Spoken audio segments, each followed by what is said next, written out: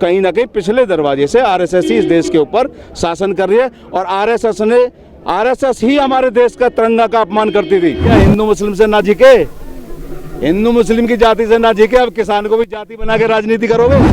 तो ये आरएसएस लोग देश के ना देशभक्त हैं, ये माफ़ी मांगने वाले लोग हैं, अंग्रेजों के चाटुकार लोग हैं। लेकिन मैं तो इस देश का सौभाग्य समझता हूँ और इस सरकार का दुर्भाग्य समझता हूँ कि इन्होंने ऐसी जगह पर आज हाथ डाल दिया है कि यहाँ पर ये जाति का मामला या खालिस्तानी और पाकिस्तानी और आतंकवादी कह करके कामयाब नहीं हो पाएंगे। जब हमारे पूरे देश के ऊपर बनाई तो हम जानते हैं ना कितना घोटालेबाज आदमी है, अब घोटाला नहीं चलने देंगे। किसान आंदोलन को जिस तरीके से विदेशों से भी समर्थन मिल रहा है, तमाम देश से कई संगठन और कई समाज के लोग आगे आ रहे हैं। कुछ बिहार से मुसलमान मेरे साथ जुड़े हुए हैं जो किसान आंदोलन का समर्थन करने आए हैं। क्या नाम है सर आपका? मेरा नाम शहाबुद्दीन है।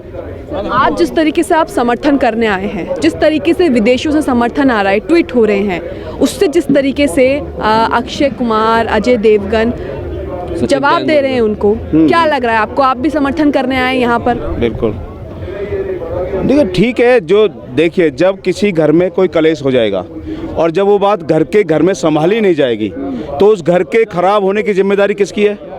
जो उस घर का मुखिया है। जब इस घर का मुखिया उस बात को नहीं संभाल पा रहा तो पड़ोसी तो उस पर बोलेंगे। हम मानते हैं कि हमें अच्छा नहीं लगता कि कोई विदेश का आदमी हमारे बीच में बोले, लेकिन शायद हमारे मुखिया ने उनको मजबूर कर दिया। हमारे देश के मुखिया पे अगर मामला नहीं सुलझ रहा है तो बाहर के लोग बोलेंगे। लेकिन प्रधानमंत्री और सरकार के मंत्री ये कह रहे हैं कि ये जो मामला है किसानों का आंतरिक मामला है, लेकिन अगर दूसरी तरफ देखा जाए तो प्रधानमंत्री भी तो वहाँ पर चुनाव प्रचार करके आए थे ट्रंप के लिए। हाँ बिल्कुल, मोदी जी ने कहा था कि अब की बार ट्रंप सरकार, तो ये तो कर सकते हैं। दूसरा, एक तारिक फतेह अली खान है, वो पाकिस्तानी चैनलों पे आके हमारे इंडिया में बहुत ज़्यादा बोलता है, वो भी तो विदेशी है। उसको तो हम वहाँ पर वाइट देते हैं, उसकी हमारा मीडिया उसको अपने चैनल पे बैठा करके हमारे देश के खिलाफ सारी बातें करवाता है, उसके लिए तो कुछ नहीं बोलते।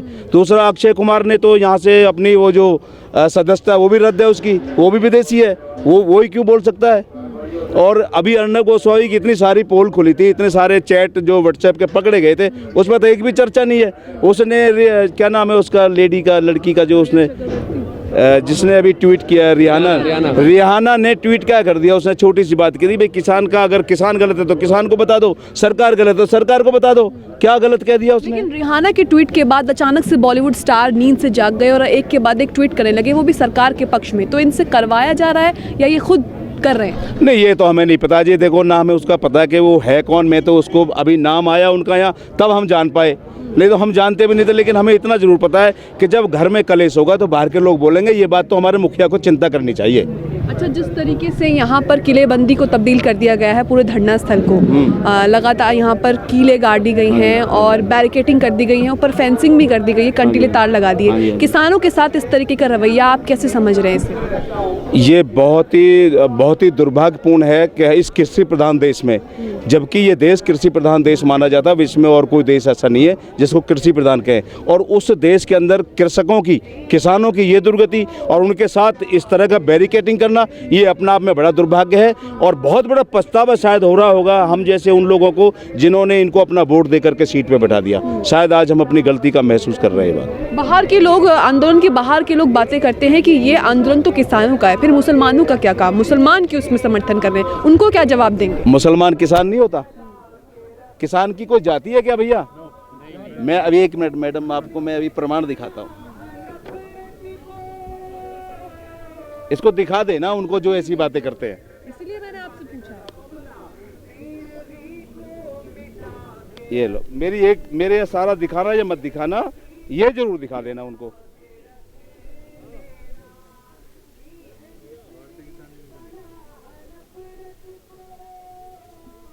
किसान कोई जाति है? अरे भैया, हिंदू मुस्लिम से ना झिके, हिंदू मुस्लिम की जाति से ना झिके, अब किसान को भी जाति बना के राजनीति करोगे?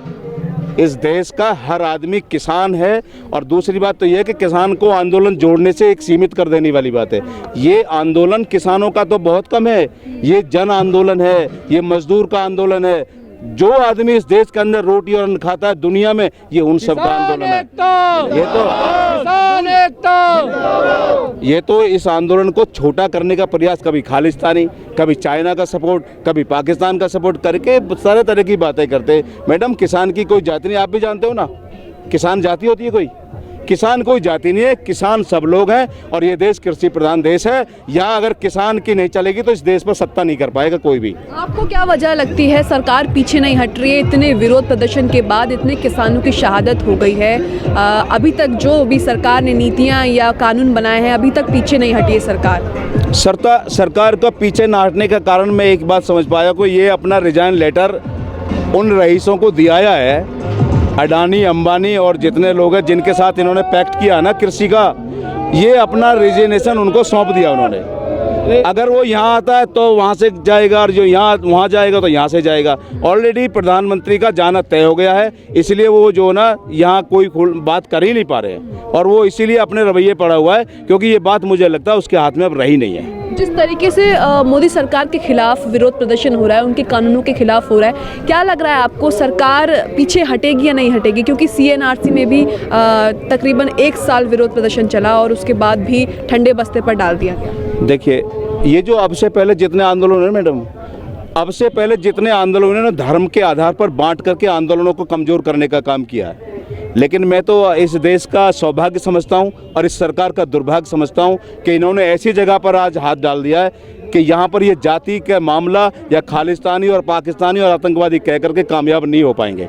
अब ये आंदोलन पूरे देश का, जन जन का और सर्वधर्म का आंदोलन बन गया है। अब इसको ये तोड़ नहीं पाएंगे और किसान की जीत होगी, 100% जीत होगी। और तीनों बिल जो हैं, मैंने उन बिलों को गूगल पे सर्च किया, मैं ऐसे नहीं बोल रहा हूँ कि बिलों में नुकसान क्या है। ये जो बिल हैं, ये बिल पूर्णतः हमारे जो कृषि है इसको बिल्कुल नष्ट करके इनके हाथ में देने का, क्योंकि सारा प्राइवेट में दे ही दिया है। ये कृषि एक खाली बची है, इसको भी ये दे देंगे और देने का काम पूरा कर दिया है। लेकिन प्रधानमंत्री तो अक्सर कहते आए हैं कि हम देश नहीं बिकने देंगे, मैं देश को विश्व गुरु बना दूंगा, देश का बेटा हूँ, किसानों का बेटा हूँ। देखो, नहीं, एक झूठ है इनका। 15 लाख देंगे वो भी नहीं मिले। इन्होंने कहा था कि यदि नोटबंदी कामयाब नहीं हुई तो मुझे किसी चौराहे पे बुला लेना 50 दिन के बाद और मुझे फांसी दे देना, वो भी बेकार हो गई। फिर इन्होंने GST लगा दी, GST में भी बेकार हो गए। तो इनकी कुल मिला के सारी झूठी बातें, इनकी डिग्री तक तो झूठी है, इनकी डिग्री झूठी है। जब इधर सारा झूठ का पुलंदा है, प्रधानमंत्री भी झूठा EVM का बनाया हुआ है। भैया, हमने तो कुछ लोगों ने वोट दे दिया होगा, लेकिन EVM का बड़ा सहारा है। तो ये प्रधानमंत्री झूठ की बुनियाद पर बना हुआ है, इस पर झूठ के सिवा कुछ नहीं है। ये जुमलेबाज सरकार है, तो इसलिए इन पर कोई भरोसा नहीं किया जा सकता। इसलिए हमारे किसानों ने नहीं किया, हमने नहीं किया। बोला 1.5 साल बाद हम इसको कर देंगे। हमें पता 1.5 साल बाद तुम क्या करोगे, क्योंकि तुम्हारे पिछले 50 झूठ तुम्हारे पकड़ चुके हैं। बार बार झूठ बोलने का मौका नहीं दिया जाएगा। लेकिन बिहार में भी इतने विरोध प्रदर्शन के बाद सरकार बन गई BJP की।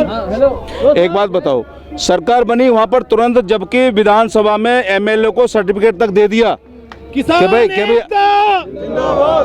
एकता जिंदाबाद। टिकैत जी तुम संघर्ष करो, हम तुम्हारे साथ हैं। टिकैत जी तुम संघर्ष करो, हम तुम्हारे साथ हैं। 50-50, 60-60, 80-80 वोटों से जो MLA बिहार के अंदर जीत रहे थे चुनाव, एडेड उनको सर्टिफिकेट भी दे दिया, लेकिन उनको रोक के रखा। एंड अमित शाह उसी समय वहां से तुरंत वहां पर गए, वहां पर कोई मीटिंग करी जाकर के, तुरंत उनको वापस आए और उनको हारने का सर्टिफिकेट दे दिया कि भाई आप चुनाव हार गए। तो ये धांधली सीधी, पहले चोरी करते थे, EVM पे थोड़ी नजर रखी तो अब डकैती करने लगे। तो वहाँ भी सरकार इन्होंने डकैती के साथ बनाई है और बेईमानी के साथ सरकार बनाई है। अमित शाह और मोदी, प्रधानमंत्री मोदी पर, दो इतनी बड़ी शख्सियत हैं, देश को रिप्रेजेंट करती हैं, इन पर किसानों का भरोसा क्यों नहीं हो पा रहा है? क्यों भरोसा नहीं कर पा रहे? 2 बार करके जिताया है। देखो, असल में ये जो पिछले जितने भी इन्होंने दमनकारणी चीज़ें चलाई हैं, वो सब लोग, पूरा देश देख रहा था इस चीज़ को, लेकिन चुप थे। किस लिए? कि उन्होंने धर्मों के नाम पर बांट के रखा हुआ था।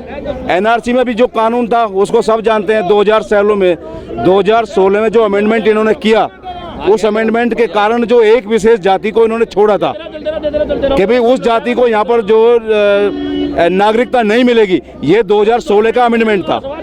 तो ये सब लोग देख रहे थे, पूरा देश देख रहा था कि ये बेईमानी कर रहे हैं। और कहीं ना कहीं सुप्रीम कोर्ट को भी इन्होंने बेईमानी के रास्ते पर चलाने का प्रयास किया। आज गोगोई जी राज्यसभा में बैठे हैं, वो बेईमानी की एक निशानी है। वो कलंक है इस बात का कि राज्यसभा में जो गए वो एक बेईमानी करके गए थे। तो सब लोग हम देख रहे थे कि ये बेईमानी कर करके क्या क्या कर रहे हैं। अब जब हमारे पूरे देश के ऊपर बनाई तो हम जानते हैं ना कितना घोटालेबाज आदमी है। अब घोटाला नहीं चलने देंगे। मोहन भागवत आरएसएस के प्रमुख हैं, सबको पता है। हाँ जी। क्या बीजेपी सरकार के पीछे संघ की परिभाषा काम कर रही है, संघ की विचारधारा काम कर रही है? आपको क्या लगता है? बिल्कुल, ये अप्रत्यक्ष रूप से मोहन भागवत और आरएसएस की ही सरकार चल रही है। ये तो केवल इनके मोहरे हैं। मोदी जी तो एक नाम है और बीजेपी भी नहीं रही। अब तो मोदी सरकार होती है। मैंने पहली बार लाइफ में सुना कि मोदी सरकार। किसी ने नहीं कहा कि राहुल गांधी सरकार, किसी ने नहीं कहा कि मोहन सरकार, किसी ने भी नहीं कहा अटल सरकार, लेकिन पहली बार सुना मोदी सरकार। अब कोई बीजेपी की सरकार भी नहीं बोलता, तो मोदी सरकार बोलते हैं। ये कहीं ना कहीं पिछले दरवाजे से आरएसएस ही इस देश के ऊपर शासन कर रही है और आरएसएस ही हमारे देश का तिरंगा का अपमान करती थी। 1971 में पीएम श्रीमती इंदिरा गांधी ने ये कानून बनाया था कि जो देश के झंडे के साथ 4 प्रतीक हैं देश के, जिनका अपमान करने पर सजा का कानून 1971 में बना। तो ये आरएसएस के लोग तिरंगे का अपमान लगातार करते रहे। तब कांग्रेस ने ही, मैं कोई कांग्रेस का पार्टी का आदमी नहीं हूँ, कभी आप बोलो, लेकिन इंदिरा गांधी ने कानून बनाया कि इनका कोई अपमान करेगा तो वो उसको सीधी जेल होगी।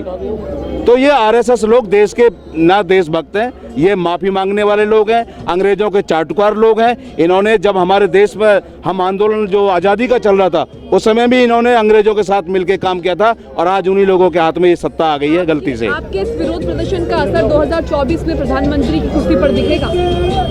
देखो, दिखेगा तो, अगर मैं तो ये कहता हूँ सरकार हम बदलने की हमारी कोई मंशा नहीं, सरकार रहे बदले, लेकिन हमारे जो 3 कानून है इन्हें वापस कर दो भाई। आगे अच्छा करोगे तुम्हें वोट मिलेगा, नहीं करोगे तो पब्लिक तो सब देख ही रहे हो क्या होगा यहाँ पर। तो ये बिहार से कुछ मुसलमान मेरे साथ जुड़े हुए थे जिनसे हमने बात करी। लगातार लोग यहाँ समर्थन के लिए आ रहे हैं। मुसलमान समाज और मुसलमान किसान भी बढ़ चढ़कर हिस्सा ले रहा है किसान आंदोलन में। न्यूज़ मैक्स के लिए कैमरामैन फैज हुसैन के साथ मुनमुन।